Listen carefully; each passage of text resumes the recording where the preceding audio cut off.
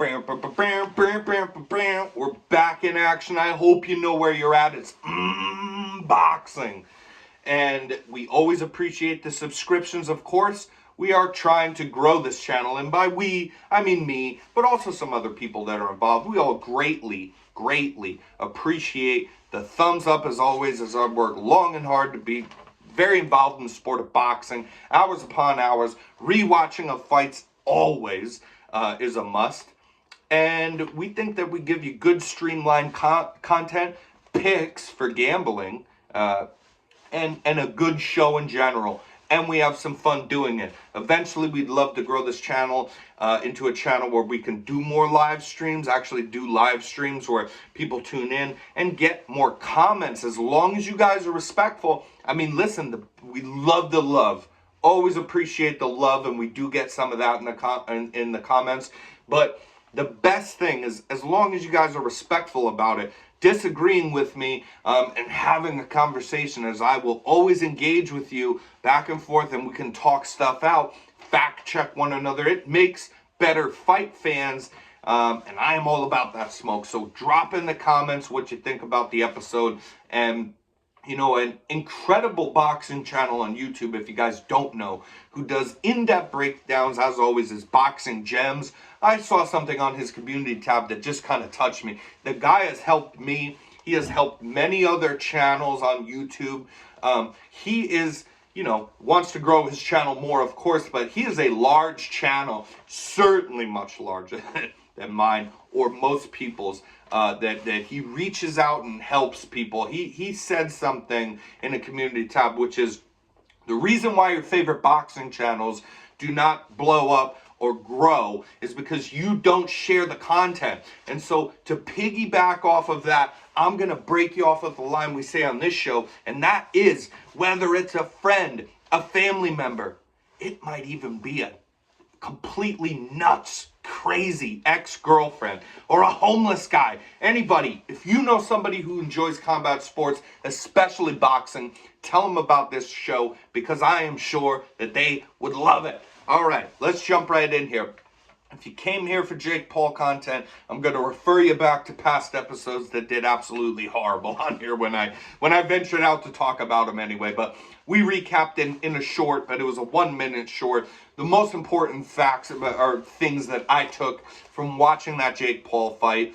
And you know, we talked about it a bit anyway. So, but one thing that we didn't get to that I really want to touch on is Badu Jack. You guys, just so deserving is Badu Jack, who over the weekend became a 3-division world champion when he beat Ilya Makabu. And Makabu, if you guys don't remember, was even the guy that Canelo was maybe going to face when he was trying to venture all the way up to cruiserweight, if that was ever a real thing. Now, there was talk about that.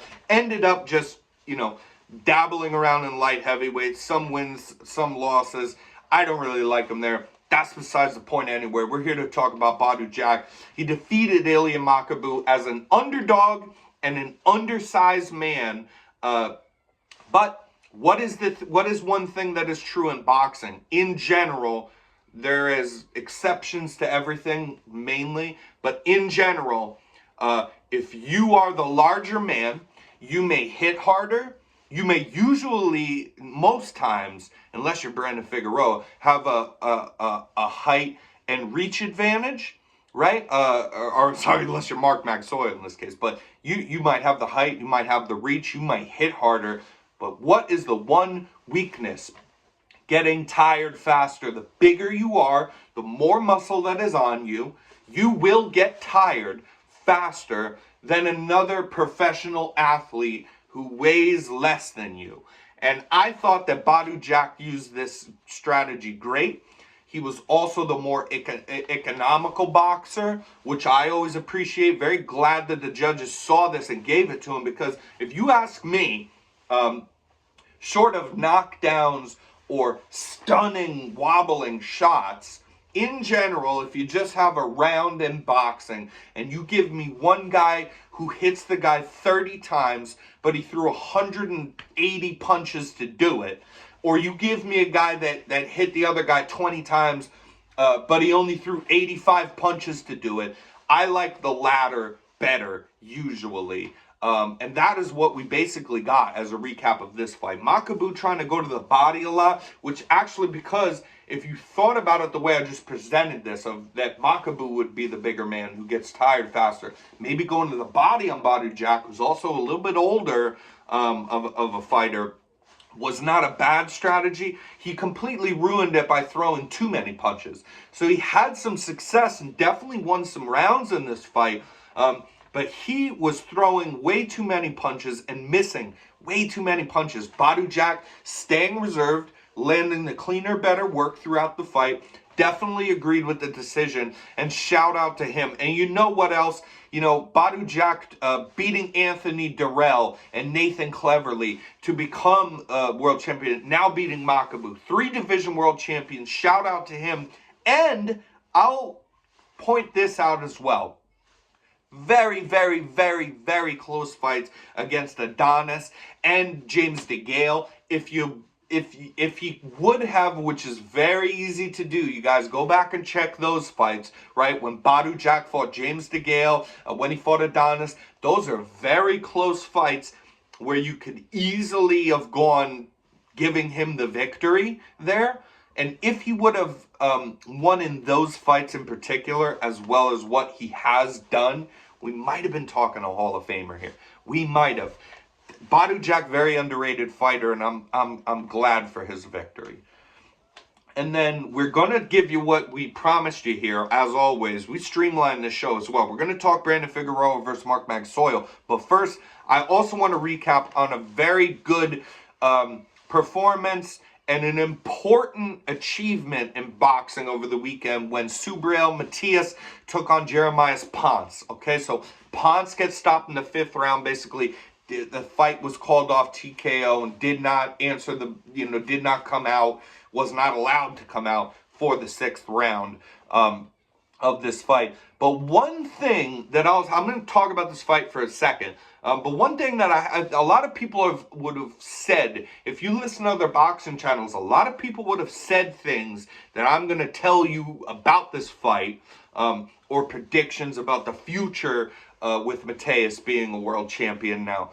But one thing that I have not heard at all, not at all, and I think it's a very important achievement for the man, is that one stat ESPN throws in your face all the time is that Artur Beterbiev, the only active boxing champion who is undefeated and has all of his wins coming by stoppages, either KO or TKO, Subriel Matias joins him now as only the 2nd person to do that. He is 19-0 and 19 KOs and stoppages, TKOs. You get the point.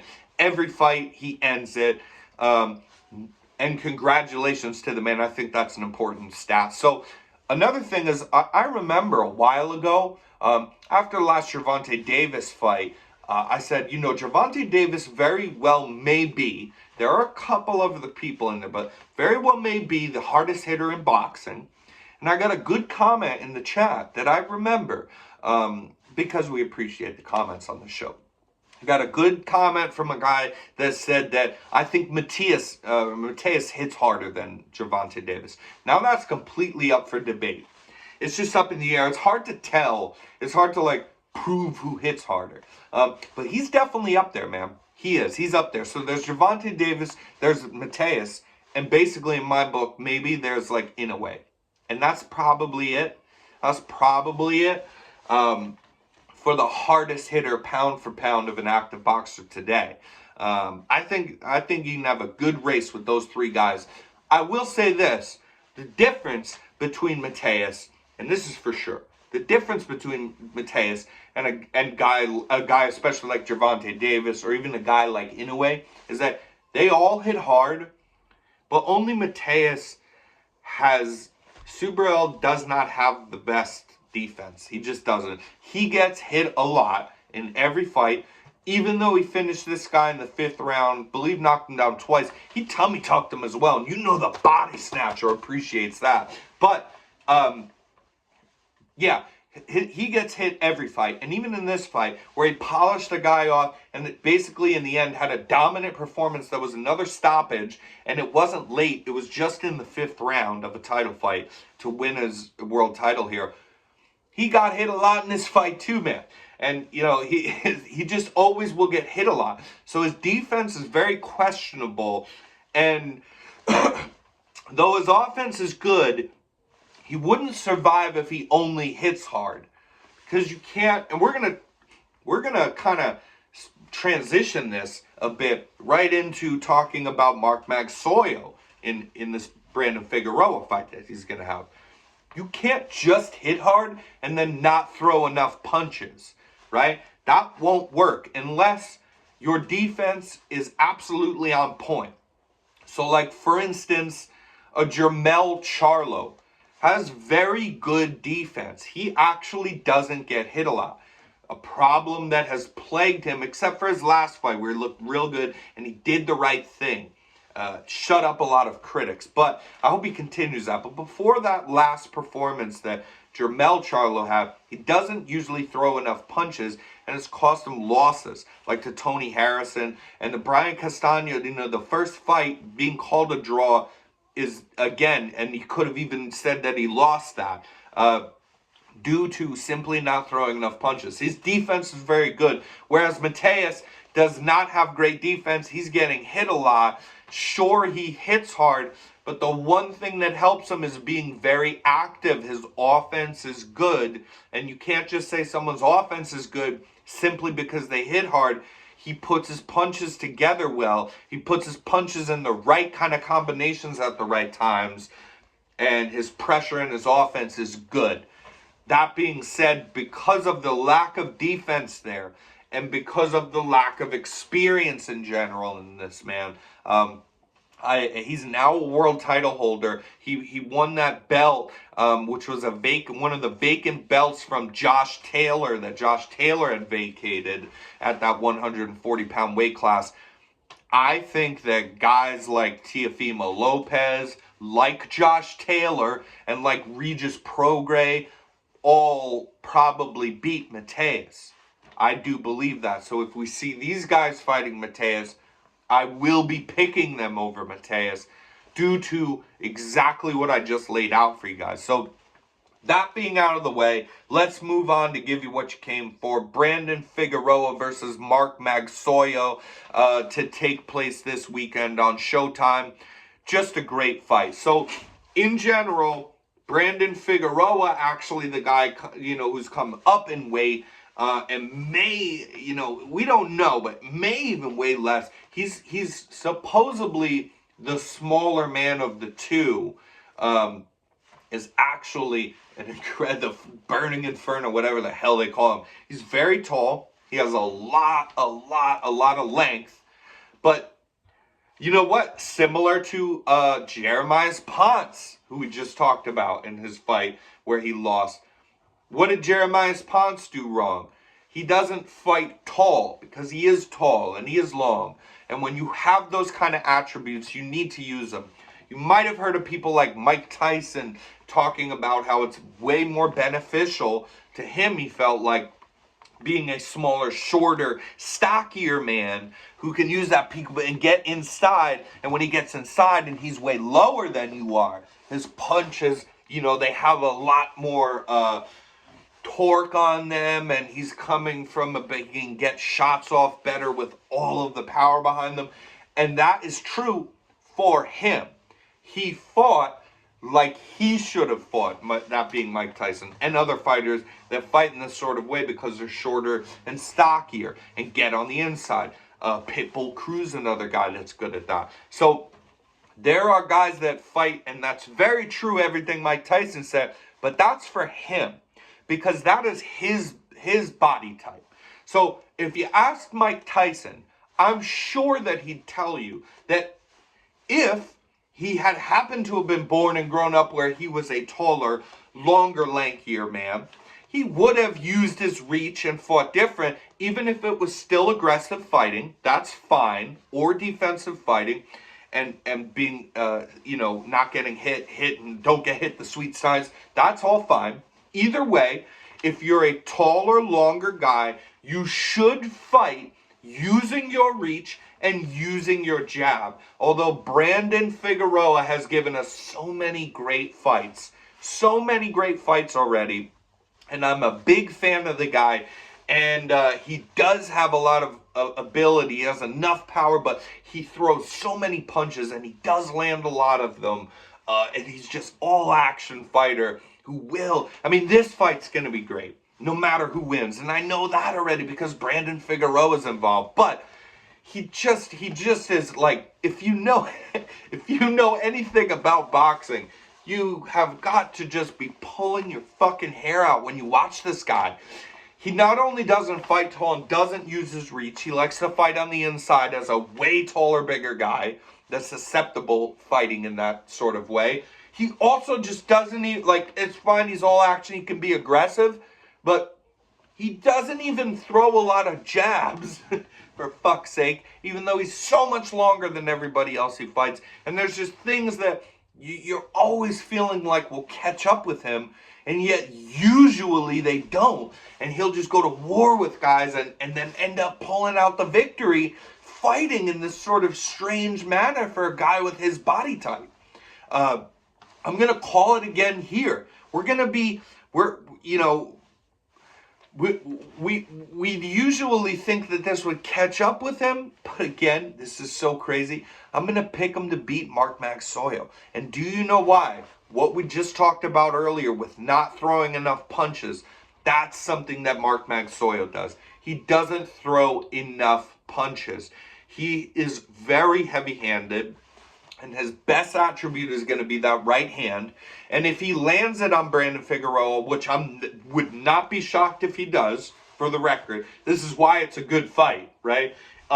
It will hurt Brandon Figueroa, and it could cause the end of him, because that right hand is very powerful of his. But it's not like there's a reason why we say styles make fights. There is no one trick works all the time for you unless you're just an absolute, like, incredible, one-of-a-kind style fighter. In general, in boxing, it's called a chess game. It's called the sweet science because it's saying things like styles make fights, because of the fact that it's not just that always be defensive and learn defense and use that as your most important asset and don't get hit, and that's the most important thing. And it's also not that just always be very offensive, and especially if you're powerful, and just be active. There's not a one-size-fits-all to every fighter, especially in every single different fight against different opponents. And that's what makes boxing great. And that's what makes us make picks. That's why we don't really know until we see it. So, for Mark Magsayo, I could say the stuff I just said about Brandon Figueroa, but with Magsayo, he's not throwing enough punches. So we know Brandon Figueroa is going to come out and be super active and get in his face and try to walk him down and let all these shots go, and also be happy to trade with him in the pocket because he doesn't fucking fight tall for some reason. But we also know from what we've seen that Magsayo is not kind of active enough.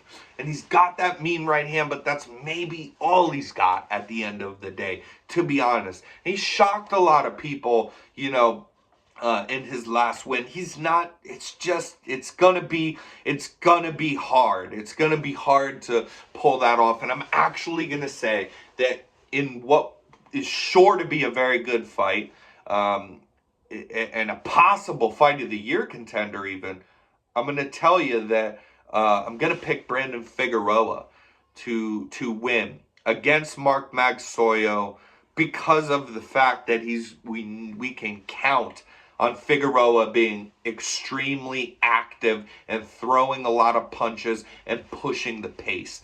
And we can't count on that whatsoever. We've never seen that from Mark Magsayo, so I think he will fold under the pressure, and even if he finds that right hand, maybe gets a knockdown, Brandon Figueroa gets up and gets wins all the time. It happens.